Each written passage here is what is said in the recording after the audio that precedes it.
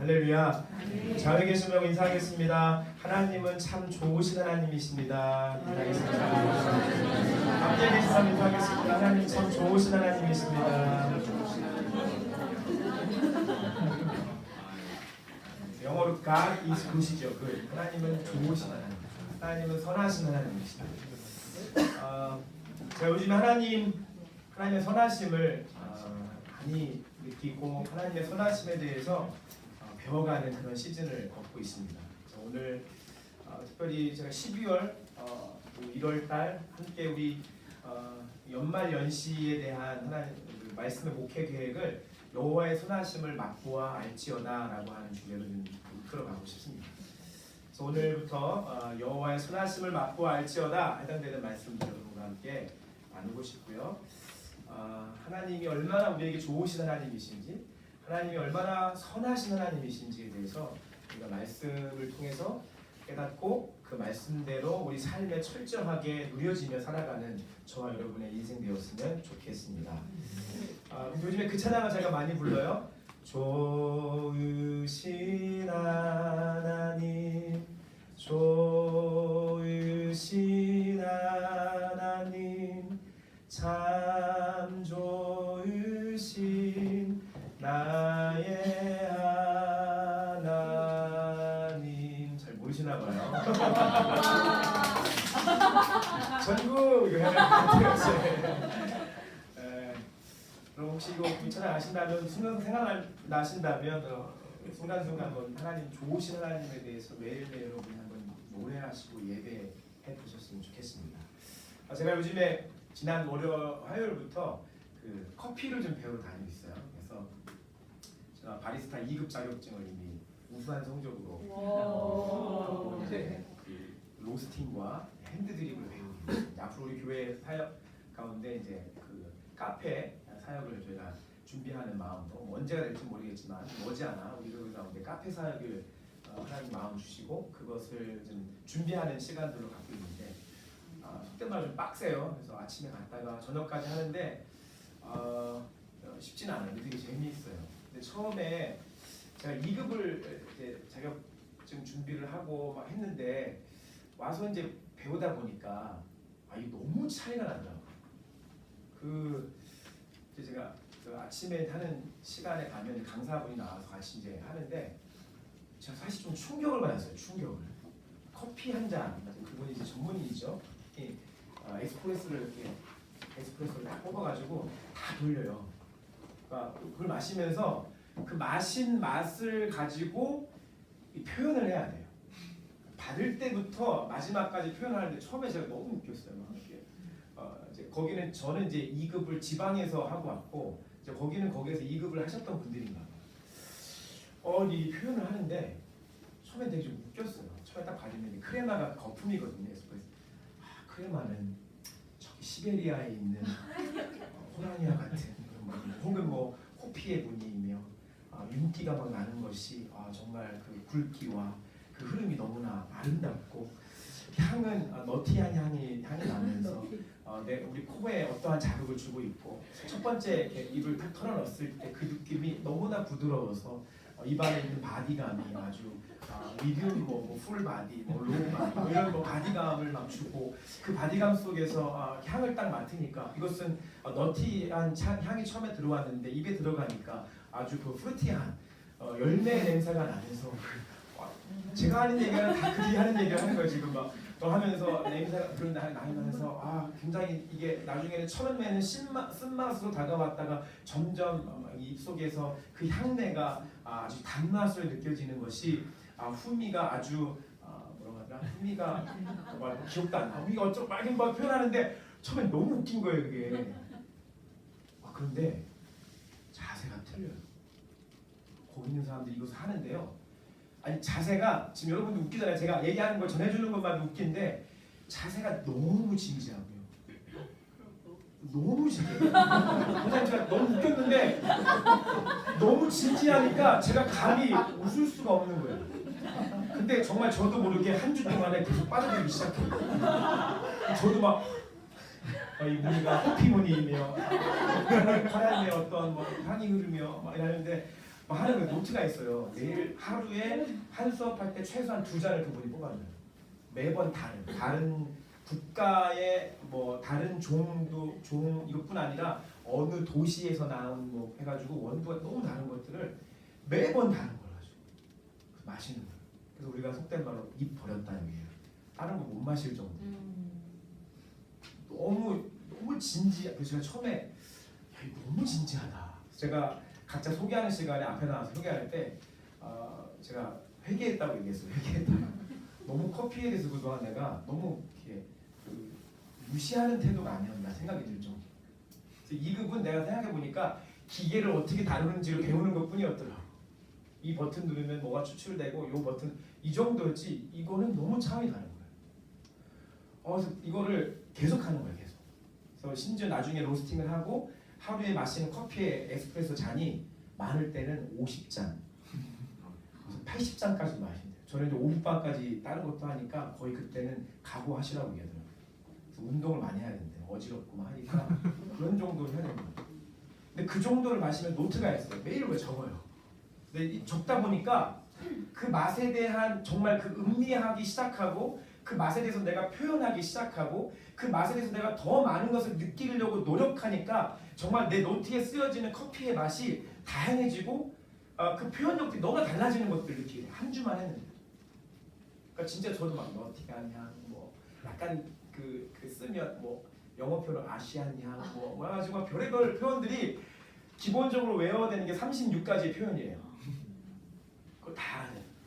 근데 실제 이렇게 하다 보니까 느낌이 다른 것들이 막 이렇게 나타나기 시작해요.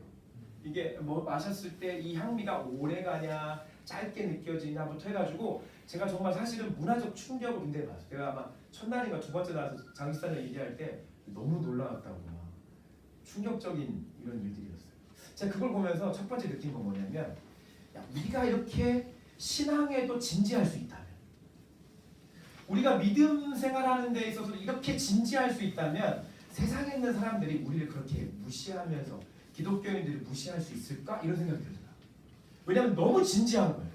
그러니까 커피에 대해서 아주 짧은 인식과 아주 낮은 수준의 차원의 인식을 가지고 있는 사람이 그것을 봤을 때 너무 웃긴 거예요. 그런데 그들이 가지고 있는 진지함들이 너무 진지하니까 감히 그들을 향해서 야 니네 기독교 아이고 너희들이 하는 신앙생활이 그렇지 라는 얘기를 함부로 할 수 없어요. 왜요? 너무 진지하니까. 그 믿음에 대한 신앙에 대한 삶의 태도와 인식들이 너무나 진지하니까 감히 그것에 대해서 손가락질할 수 없는 거예요. 거꾸로 얘기하면 왜 세상 사람들이 교회를 향해서 기독교를 향해서 손가락질하면서 기독교라고 얘기하냐면 저와 여러분이 믿음에 대한 신앙에 대한 진지한 태도가 없기 때문에 그렇다라고도 얘기할 수 있어요. 여러분은 믿음에 대해서 진지하십니까? 신앙생활하는 것에 대해서 진지하십니까? 진지한 태도로 내 믿음의 대상이고 내 예배의 대상이며 내가 구하는 기도의 대상이신 하나님을 향해서 여러분 진지하십니까? 어떤 태도를 갖고 계시죠? 오늘 여기 교회를 오시는 발걸음부터 지금 이 자리에 앉아있는 이 순간 여러분 하나님을 향해서 어떤 태도를 갖고 계십니까? 믿음에 대해서 어떤 진지함을 갖고 계십니까? 우리가 하나님의 선하심을 맛보지 못하는 이유 먼저 말씀드리면 진지함이 없기 때문입니다. 여러분 하나님이 저와 여러분이 맛본다고 해서 맛봐줄 수 있을 만한 크기일까요? 저와 여러분이 하나님을 오늘부터 한번 내가 커피 맛보듯이 한번 맛볼게요 하고 맛보기 시작하면 하나님은 바디감 이러시구나 부드러운 아주 오일리한 그런 느낌이시구나 이런 느낌이실까요? 너무나 오늘 그 얘기를 할 건데 우리가 감히 상상할 수 없는 그 하나님인데 그 하나님을 향해서 여러분 지금보다 훨씬 더 많이 여러분의 태도를 진지하게 가졌으면 좋겠습니다. 진지하려 말씀을 하나 읽더라도 오늘 이 말씀을 나누는 이 시간에 말씀을 듣는 시간에 찬양하는 찬양 시간에 한 곡의 곡을 찬양을 노래하는 그 순간에도 여러분 진지하셨으면 좋겠어요. 이 진지함이 없으니까 너무 가벼워 보이니까 믿지 않는 사람들이 믿음이 없는 사람들이 신앙인들을 향해서 가볍게 표현하는 거예요. 그래서 오늘부터 우리는 여호와의 선하심을 맛보아 알지어다. 이 주제가 여러분의 삶을 이끌어가는 연말 주말 연시에 저와 여러분이 이끌어가는 귀한 주제의 말씀이 되기를 예수님으로 축복합니다. 그럼 맛을 좀 제가 보니까 되게 재밌더라고요. 옛날에 여러분 그 뭐죠? 생물 시간인가? 맛에 대해서 좀 배운 적 있죠 우리. 혀 끝은 무슨 맛일까요? 단맛. 네. 양 옆은 무슨 맛일까요? 신맛. 네. 혀 중간과 뭐 끝 이거 뭐 짠맛 뭐 이런 있죠. 제가 한번 사전 찾아보니까 이 맛에 대해서 가장 먼저 정의한 사람이 누구냐면 아리스토텔레스가 제일 먼저 2000년 전에 정의를 내렸어요. 그의 영원론이라고 하는 책에다가 아리스토텔레스가 참 세상은 불공평해요. 철학자가 맛까지 평가하고 있었는데 맛을 먼저 평가했는데 뭐 그가 4가지 맛이 있다. 그래서 잘 아는 단맛, 짠맛, 신맛, 쓴맛이 있다. 쓴맛이 있다는 4가지 맛이 있다고 하는 이 정의 속에서 2000년 동안 누구도 첨가하거나 누구도 이의를 제기하지 않았어요. 다 동일하게 느끼고 동일하게 표현하는 겁니다. 최근에 와서 일본의 어떤 한 사람이 한 가지 맛을 더 추가했어요. 5가지 맛이다. 감칠맛이에요. 감칠맛. 네. 감칠맛이 있다. 맛에는 감칠맛. 이거 우리나라 표현인데 여러분 다 이해하시죠? 감칠맛 있다. 이런 표현이죠. 감칠맛이 있어요. 근데 여러분 맛을 표현하는 5가지 종류가 있지만 실제 맛의 기본 요소를 얘기할 때는 3가지 맛만 얘기를 한대요. 단맛, 짠맛, 신맛만 얘기한대요. 뭐가 빠졌죠 지금? 쓴맛이 빠졌어요. 왜 쓴맛이 빠졌을까요? 별로 안 좋아서. 쓴맛이 빠진 이유는 이렇답니다. 단, 짠, 신에 동일하게 다 쓴맛이 포함되어 있다고 합니다. 생각해 보세요. 단 걸 과하게 먹으면 어떻게 해요? 써요. 짠 걸 과하게 먹으면 써요. 신 걸 과하게 먹으면 쓰다는 거예요. 쓴맛은 기본 요소가 아니라 동일하게 다 포함되어져 있는 맛이 쓴맛이다라는 거죠. 쓴맛. 근데 여러분 물어볼게요. 여러분이 맛보시는 하나님의 선하심은 어떤 맛입니까? 하나님 어떤 맛이죠? 여러분 인생에 하나님 어떤 맛이에요? 제가 왜 이런 얘기를 했을까요 지금? 여러분 하나님의 선하심에 대한 하나님 맛보는 것에 대한 오해 그 뭐냐면 아마 다 기본적으로 딱 떠오르는 것이 부정할 수 없는 것이 하나님이 내 인생 가운데 주는 맛은 쓴맛이야 라고 다 생각하실 거예요. 하나님 내 인생에 주시는 맛은 쓴맛이야. 왜 이렇게 하나님 난 쓴맛만 주시는지 모르겠어 라고 얘기를 말로는 감히 표현 못하시겠지만 속으로는 다 공감하는 걸 거예요. 내 인생 가운데 쓴맛. 그래서 하나님에 대한 오해를 할 수밖에 없는 것이 그래서 이렇게 얘기하죠. 뭐 하나님 믿는 게 신앙생활에 너무 힘들어요 목사님. 그죠? 하나님 믿는 게 너무 힘들어요. 왜 그 말의 표현에 뭐가 있는 걸까요? 하나님 나에게 맨날 쓴맛을 주는 하나님이라는 기억이 있기 때문에 그래요. 하나님이 내 인생에 주시는 맛은 늘 쓴맛이야 라고 하는 게 기본이 깔려있죠. 왜요? 제발 만나보세요. 예수님 열심히 잘 믿으면 포기할 게 너무 많아. 주일 아침에 잠을 포기해야 되죠. 하나님 믿으면 예수님 믿으면 포기할 게 또 너무 많아. 가서 헌금해야 되죠. 예수님 믿으면 또 신앙이 또 너무 좋으면 힘들어. 왜? 하나님 자꾸 헌신하라고 할까 봐. 자꾸 나한테 하나님 뭔가 요구하실 것 같은 두려움이 있는 거예요. 내 통장에 잔고도 얼마 없는데 자꾸 이 믿음 좋으면 자꾸 뭐예요? 헌금하는 거예요. 그러니까 하나님 자꾸 내 통장을 뺏어갈 것 같은 느낌이 있는 거야.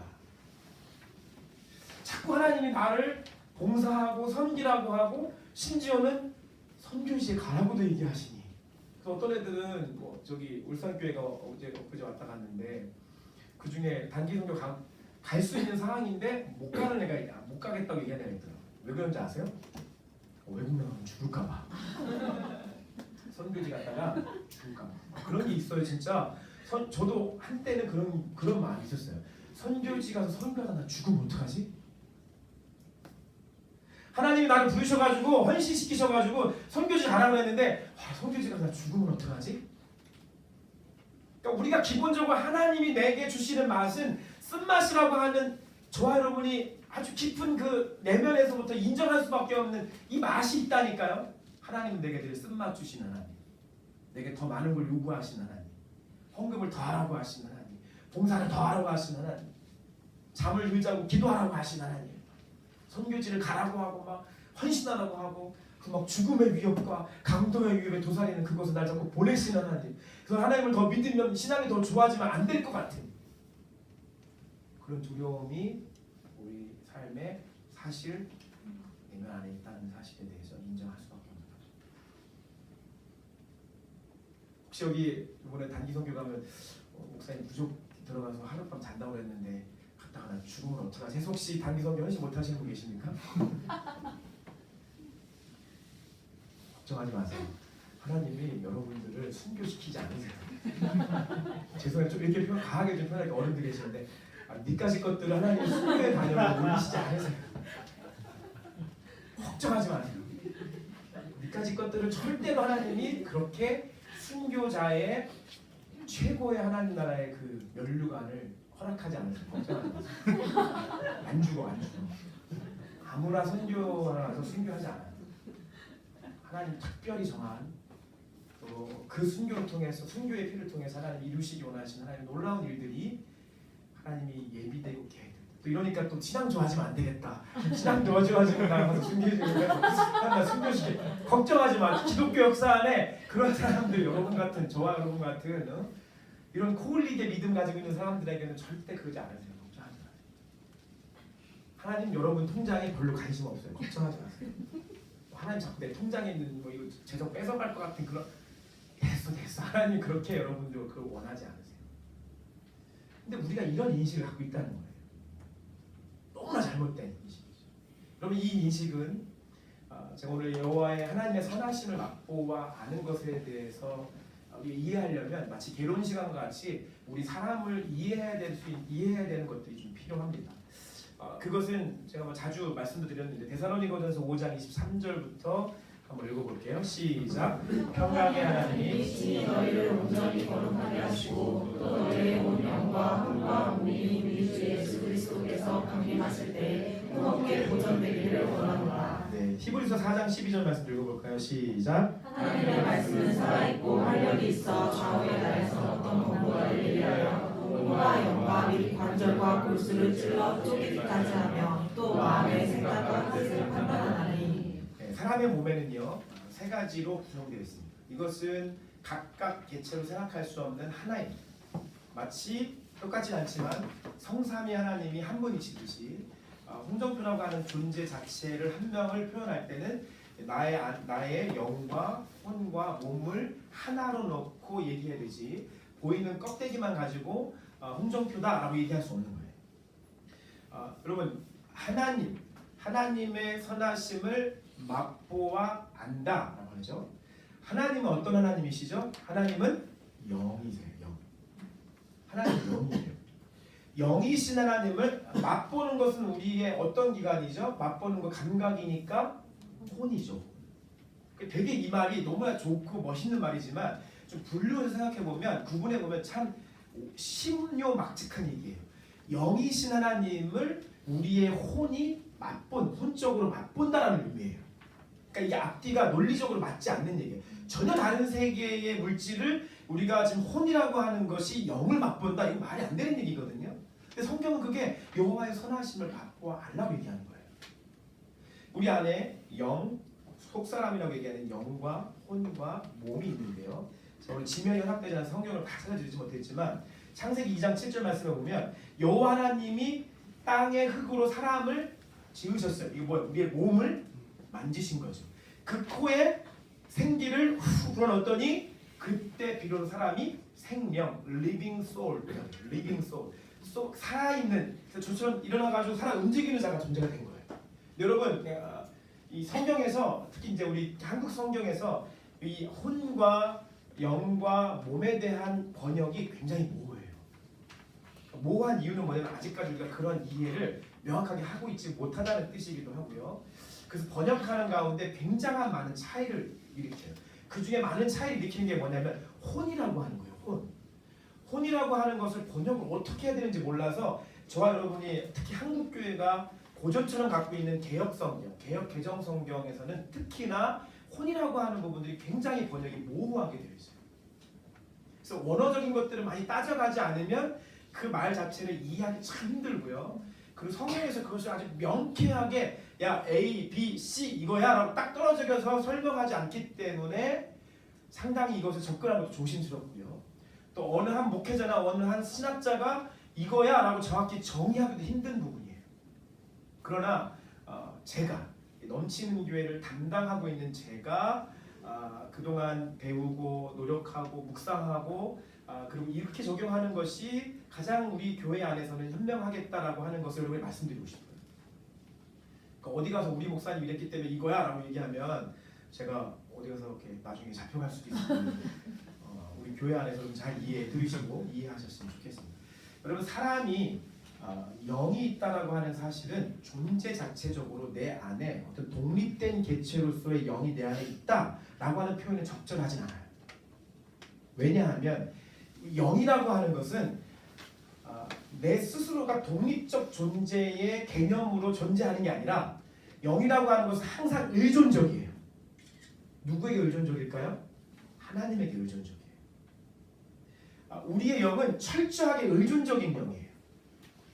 하나님의 영이 내 안에 들어오셨을 때 비로소 우리는 내 영은 살아있다가 되는 거예요. 이해되세요? 하나님의 영이 내 안에 오실 때 비로소 내 영이 살아있는 존재가 되는 거예요. 그 전에 내 영은 의미가 없어. 그래서 여러분 영을 얘기할 때 성경에서 얘기할 때 영은 철저하게 능동성을 갖고 있지 않아요. 수동적이에요. 하나님의 영이 우리를 거듭나게 할 때, 새롭게 창조할 때, 아예 본질적으로 새롭게 만드는 것이 우리 영이에요. 이해되십니까? 그러니까 영은 어떤 내 안에 어떤 내 영이 태어날 때부터 죽어서 태어나가지고 이런 것을 표현하는 것이 다 맞지도 않고 적절하지 않아요. 우리의 영은 철저하게 의존적이에요. 그래서 하나님의 영이 내 안에 들어오실 때, 그래서 하나님과의 관계가 생기게 될 때, 우리가 그 알파 코스 때 계속 말씀드렸죠. 복음에 대해서 얘기할 때 뭐였어요? 이 구원은 하나님과의 관계다. 그래서 죄도 하나님과의 죄의 삭은 사망인데, 죄의 삭이 사망인 이유, 그것은 뭐냐? 하나님과의 관계가 아예 없는 거예요. 신라같이 이어진 게 아니라 아예 없는 거예요.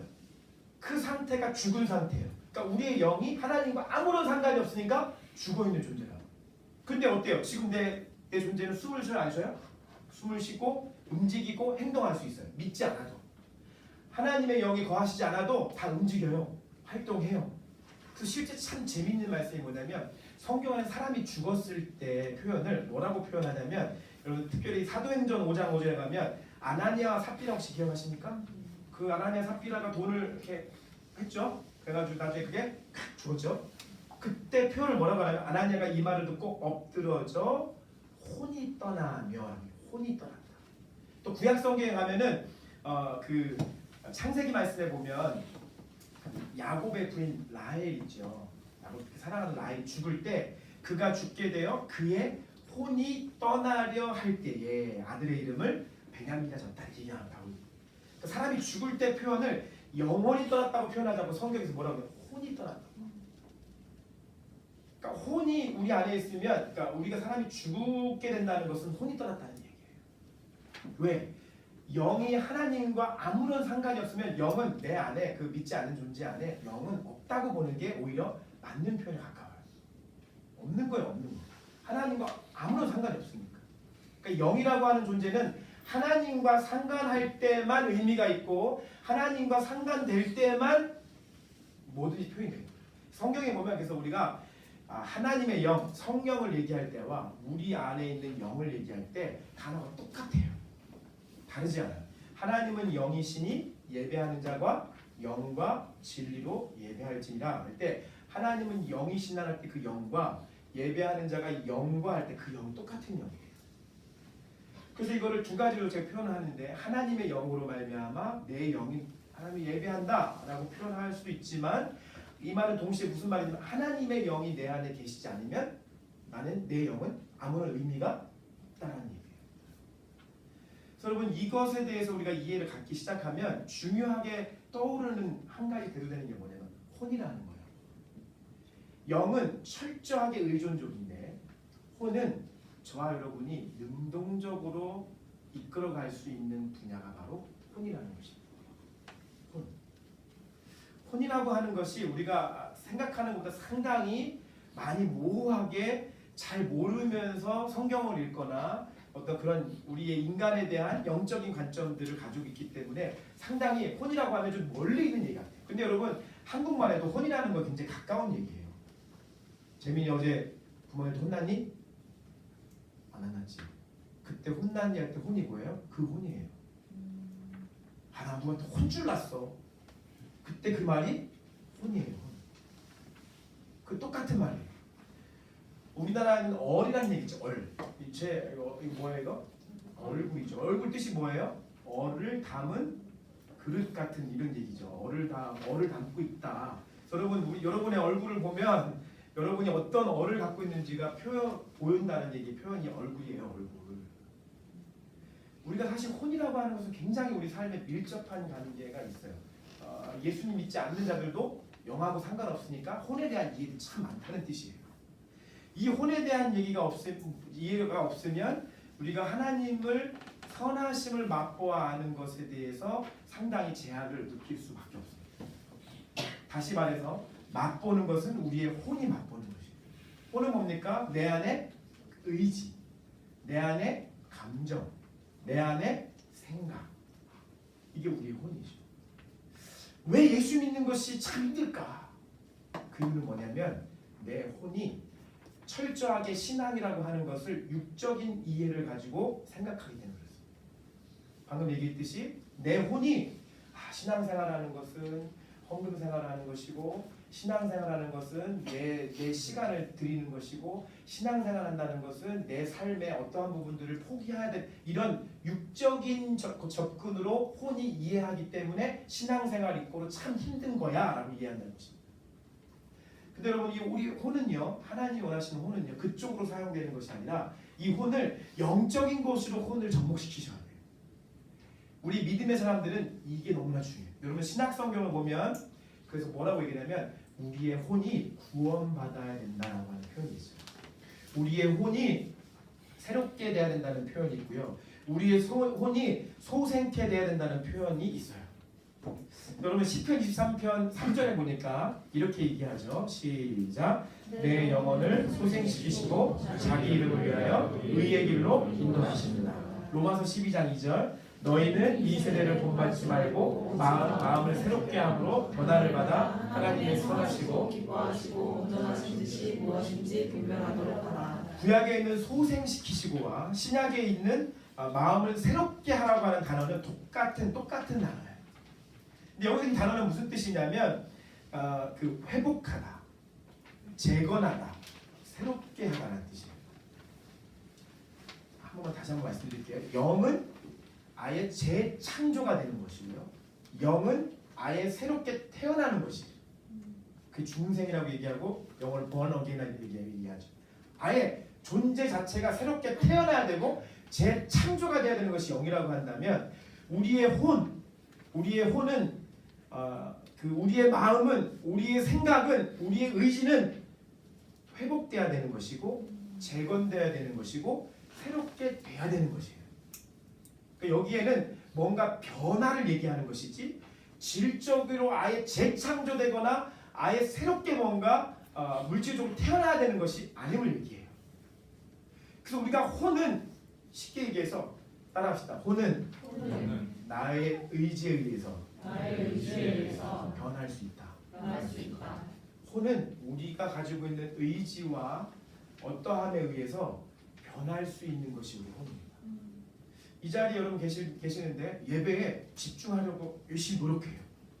내 혼을 더 예배 가운데 나아가려고 노력해요.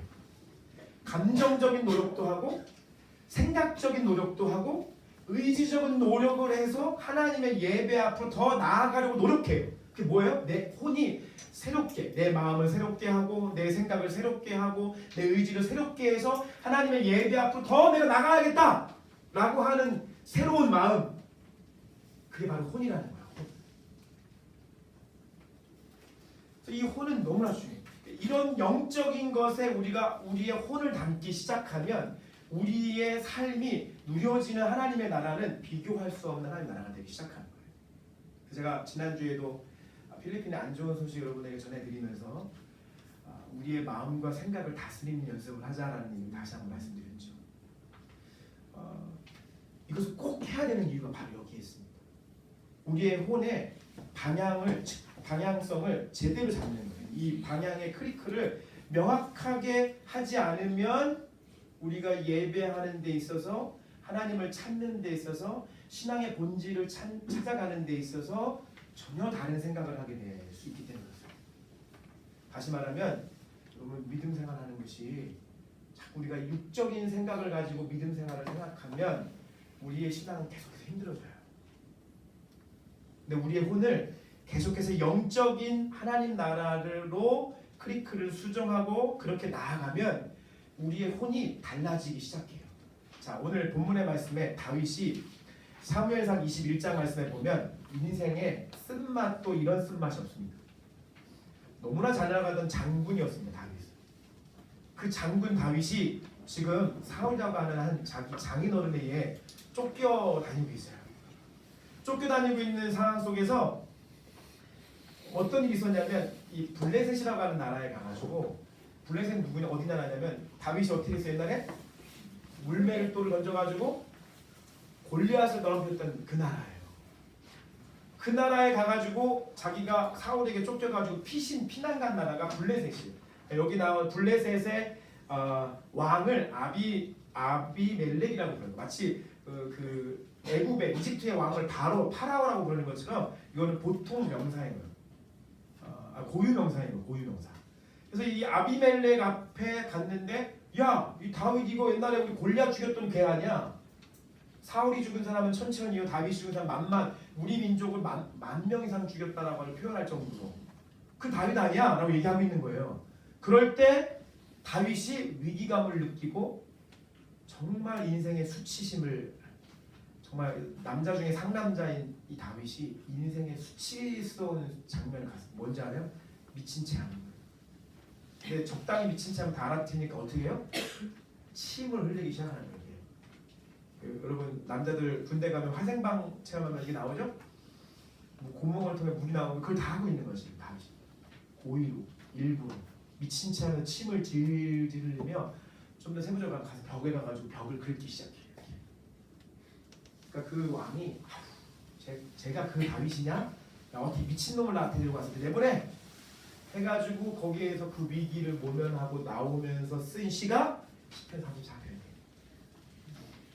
혼적으로 육적인 몸을 생각하면 자기가 당하고 있는 눈에 보이는 비주얼을 생각하면 정말 미치고 한장을 놓으시죠. 그의 혼이 미치지 않으면 다행인 얘기예요. 실제 미친 행동을 하고 나와서 다윗이 고백하기를 내가 여호와를 항상 송축하며 내 입술로 항상 주를 찬양하리이다. 내 영혼이 여호와를 자랑하리니 공고한 자들의 일을 듣고 기뻐하리로다. 나와 함께 여호와를 광대하시다 하며, 이 상당히 됩니까? 지금 이게 그렇게 하고 나왔는데 나와 함께 여호와를 광대하시다 하며 함께 그의 이름을 높이세. 내가 여호와께 간구하매 내게 응답하시고 내 모든 두려움에서 나를 건디셨도다.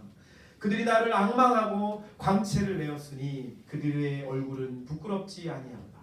이 공고한 자가 부르짖음에 여호와께서 들으시고 그의 모든 환난에서 구원하셨도다. 여호와의 천사가 주를 경외하는 자들을 둘러 진치고 그들을 건지시는도다. 너희는 여호와의 선하심을 맛보아 알지어다. 이 다윗이 가지고 있는 이 혼과 저와 여러분이 지금 생각하는 혼의 이 질적 차이를 느끼시겠습니까?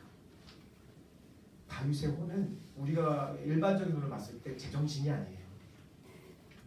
그러나 다윗은 자신의 혼을 철저하게 육적인 것에 자신의 혼을 사용하지 않고 철저하게 자신의 혼을 영적인 것에 부여하기 시작했고 그것이 훈련된 사람이었다는 것입니다.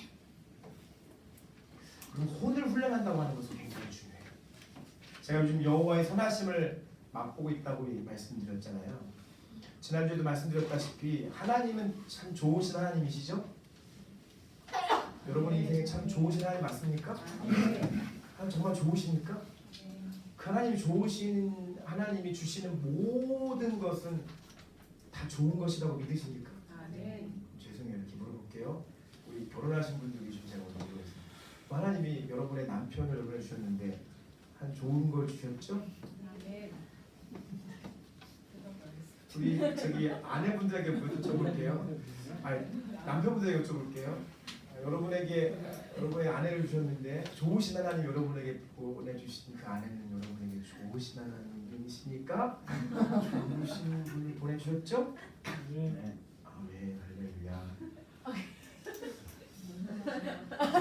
부모님에 대해서 물어볼게요. 이제 우리 자녀들 여러분에게 보내주신 여러분의 부모님 하나님이 여러분의 참 좋으신 하나님이신데 그 좋으신 하나님이 여러분에게 여러분의 부모님 보내주셨거든요. 여러분 부모님 하나님 보내셨으니까 여러분의 참 좋으신 분이시죠? 도가 이렇게 아랫도 중정도 떨어지는 모르겠네요.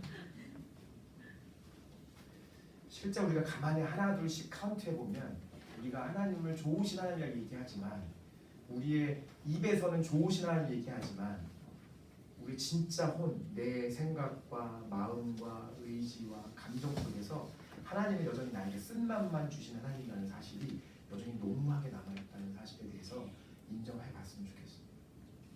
그래야 우리가 새롭게 출발할 수 있습니다. 너희는 이 세대를 본받지 말고 오직 마음을 너희의 혼을 새롭게 함으로. 우리의 혼이 바뀌지 않으면 절대 안 됩니다. 우리의 혼의 방향성이 바뀌지 않으면 절대 우리 하나님의 선하심을 맛볼 수 없습니다. 하나님의 선하심을 가장 기본적으로 아주 잘 맛볼 수 있는 장소가 어딘 줄 아세요? 예배. 하나님의 선하심을 가장 잘 맛볼 수 있는 그 장소는 예배예요. 여러분 예배를 통해서 하나님의 선하심을 경험하기 시작하고 맛본 사람은요 마약 중독하고 비교할 수 없는 깊은 그 중독에 빠집니다. 너무나 예배드리는 게 좋은 거죠. 이해 안 되시죠? 예배드리는 게 너무 좋은 거예요. 그러니까 이제 앞으로 제가 12월 내내 이 말씀 나누고 이제 저희 교회에 저희 하나님 자꾸 제 마음에 예배를 말씀하세요.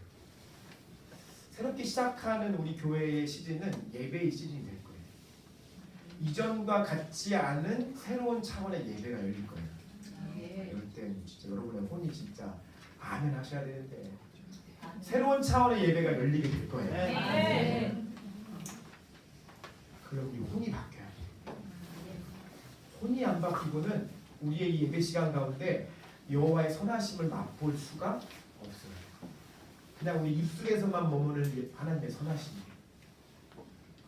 혼이 바뀌셔야 돼요. 이 예배는요. 그래서 예배 가운데는요. 영이신 그 하나님을 내 안에는 내 혼이 그 영이신 하나님을 맛을 느끼기 시작하는 거예요. 이게 참 오묘한 건데 마치 커피 맛 하나에 막 수십 가지 수백 가지의 맛을 느끼듯이 여러분이 하나님의 선하심을 맛보기 시작하면 쓴맛도 하나님 맛이고요. 그 쓴맛이 하나님 맛이 너무나 진한 단맛을 주시다 보니까 약간 쓴맛이 나네요. 하나님 오늘 예배 가운데 주시는 크레마 이걸 롤링이 참 너무 부드럽고 아주 오일리하며 제 안에 아주 그냥 프리티한 향이 너무나 나고 그러니까 막 예배 시간에 진짜 예배 깊은 가운데 들어간 사람들 막 냄새 맡기 시작해요. 어떤 사람은 영적 후각이 갈 때는 막 냄새 맡아요. 진짜로. 저도 가끔씩 하나님의 임재 속에서 하나님의 아름다운 향내를 막 느껴요. 영적인 이게 우리의 혼이 영적으로 가는 게 아니라 내가 똑같은 조화를 갖고 있는 혼인데 그 혼이 영적인 감각들로 이거 발전해 가느냐 안 가느냐 차이예요. 예배팀이 드럼을 치고 기타를 하고 여러 가지 모양으로 건반을 치고 하는데요. 다 보이는 비주얼이에요. 근데 여기에 내 혼이 영적으로 다가가는데 혼이 담기기 시작하면 이것은 동일한 게 아니에요. 아무리 잘난 연주를 하죠 지금. 잘난 연주를 하고 계세요. 우리 정현이 오랜만 우리 제대 다음 주에 제 박수 한번 합시다. 해병대 조교장님이 여기 말씀 좀 하고 해병대 알죠? 해병대 조교장님 그런 주제에 와야죠. 뭔 얘기가 나지? 자, 우리의 혼이 예배하는데 하나님의 영적인 것에 발달하기 시작하면 여러분 이제 그때부터 예수님 믿는 거 신앙생활 힘들어 이런 얘기 안 나와요. 너무 좋은 거예요. 교회 가서 예배하는 게 기쁜 일인 거예요.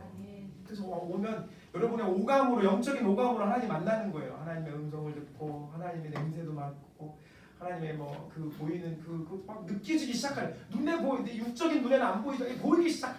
그렇게 예배를 경험한 사람과 그냥 그 자리에 와가지고 그냥 오늘 세션이 잘하는지 목사님이 설교는 잘하고 있는지 논리적으로 잘 말하고 있는지 이런 것만 보다 가는 사람하고 어떻게 예배의 질적 차이를 우리가 느껴야죠.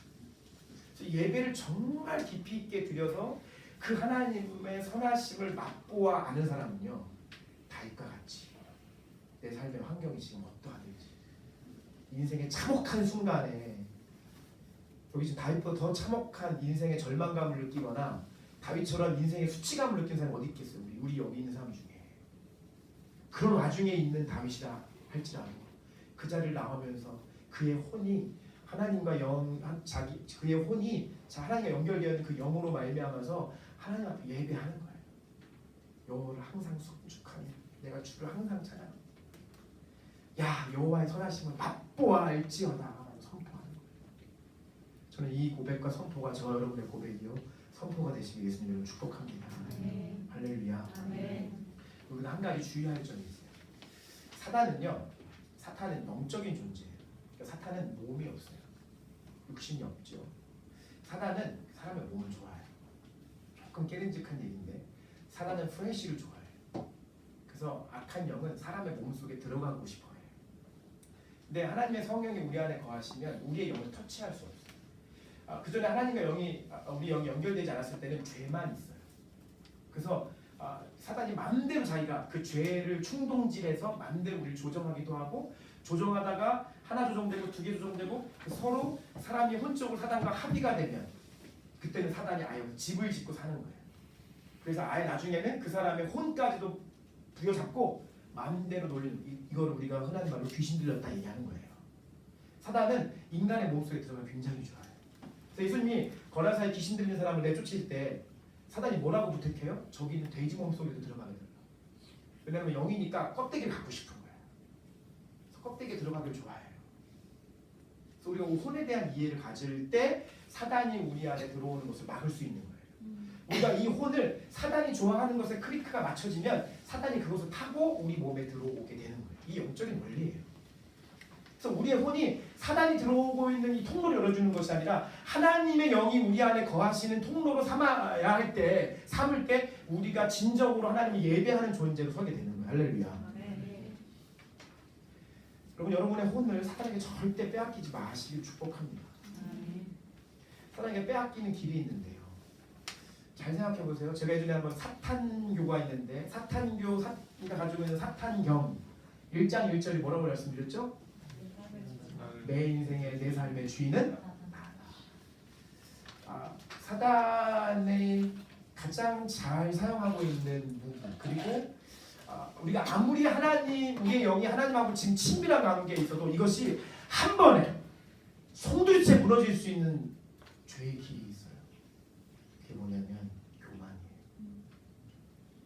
교만하면 순간에 무너져요. 교만은요. 잠언서 말씀에 잠언서 혹시 올려드렸나요? 네. 한번 읽어볼까요? 시작. 교만은 회망의 선봉이요 거만한 마음은 영혼의 앞잡이니라. 또 있죠 하나 말씀. 읽어볼까요? 시작. 돈을 사랑함이 일반하게 뿌리가 되나니 이것을 탐내는 자들은 유혹을 받아 믿음에서 떠나 많은 근심으로써 자체를 틀었도다. 로마서 8장 5절 말씀 혹시 있나요? 네. 시작. 육신에 따르는 자는 육신의 일을, 영을 따르는 자는 영의 일을 생각하나니. 생각하나니 혼이죠. 영을 따르는 자는 영의 일을 영의 혼이 맞춰져 있고요. 육신을 따르는 자는 육신의 혼이 맞춰져 있습니다.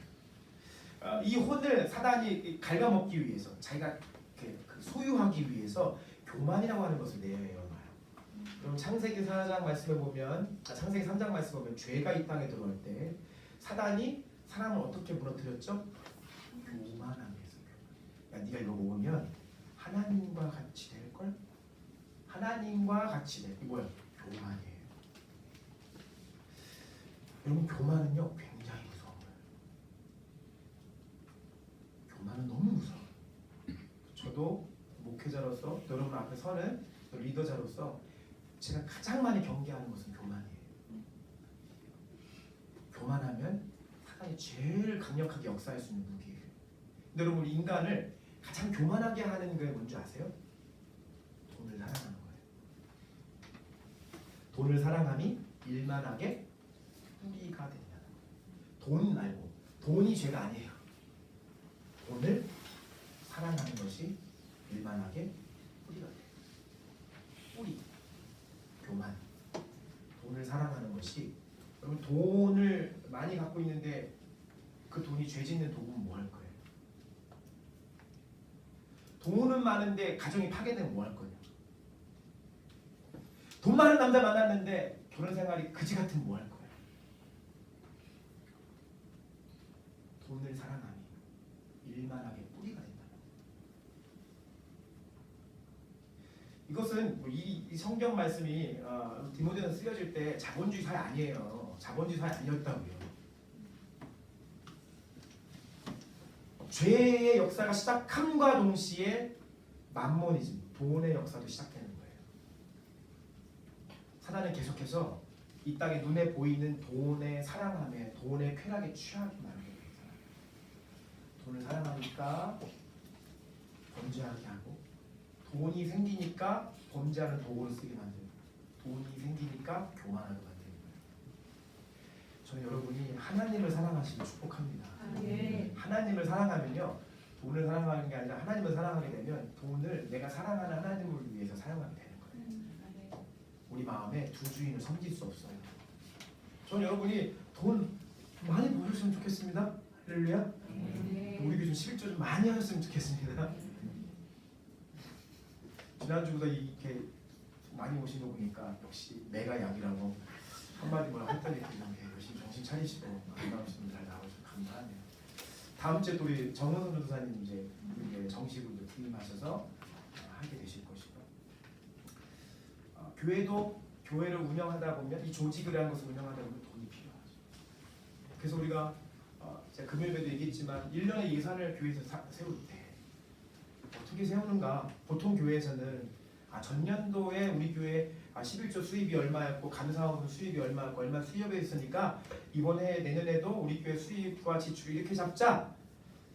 반은 맞고 반은 틀렸어요. 근데 그 반이 너무 커요. 교회가 하나님을 사랑하는 공동체죠. 교회는 하나님의 사랑으로 움직이는 공동체죠. 돈으로 움직이는 공동체입니까? 교회는 하나님 사랑으로 움직이는 공동체. 그럼 개인적으로 만나면 아유 사랑할 수 있겠어요 서로 여러분? 여러분 사랑할 수 있나요? 개인적으로 만나면? 근데 하나님 사랑하니까 그 사랑으로 우리가 만나니까 서로 사랑하잖아요. 교회는 사랑으로 움직여요.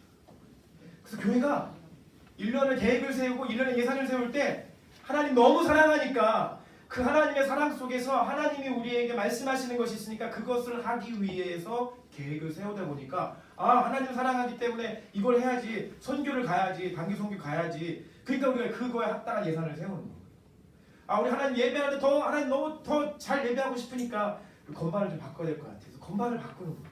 그리고 예산을 세우는 거예요. 그렇게 하나님 사랑하는 마음으로 예산을 세우고 계획을 하니까 전혀 다른 계획과 예산이 나오는 거예요. 그래서 때로는 우리 형편에 맞지 않는 예산과 예산 계획이 세워질 수도 있는 거예요. 그럼 괜찮아요. 왜? 하나님이 그런 마음을 주셨으니까 하나님이 이루실 거예요. 제가 책임 회피하려고 하는 게 아니라 하나님 나라 원리가 그래요. 우리가 세상에 있는 조직과 똑같이 행동한다면 뭐가 다르겠습니까? 아무 의미가 없는 거죠. 근데 사단은 자꾸 그것에 집중하게 만들어요. 교회가 돈을 사랑하게 만들어요. 가정에서 그 가정의 리더가 되시는 아버지와 어머니가 돈을 사랑하게 만들어요. 그걸 보고 자라는 아이들이 돈을 사랑하게 만들어요. 돈을 사랑함이 일만하게 뿌리가. 그래서 무너지는 거예요. 그 기준으로 선택하는 선택, 어려울 수가 없어요. 그러한 기준으로 세우는 계획 어려울 수가 없어요. 바꿔주셔야 돼요. 이런 것을 통해서 제가 아주 메인 줄기만 얘기하는 거예요. 이 메인 줄기 속에서 파생되어진 수많은 가지를 통해서 사단이 저와 여러분의 혼을 더럽힙니다. 가만히 살펴보면 진짜 돈 사랑하면 일만하게 가정에서 불화가 생겨 돈이 좀 교회에서도 불화가 생겨 가만히 들여다보면 결국 돈일 가능성이 많아요. 아주 이런 게 너무 많아요. 그래서 우리는 사단에게 이것을 뺏기면 안 돼요. 그리고 넘치는 교회는 하나님을 사랑하는 하나님의 그러한 몸이 되었으면 좋겠습니다. 그래서 이 예배 시간에 여호와의 선하심을 오늘부터 계속해서 맛보는 시간들이 돼요. 할렐루야.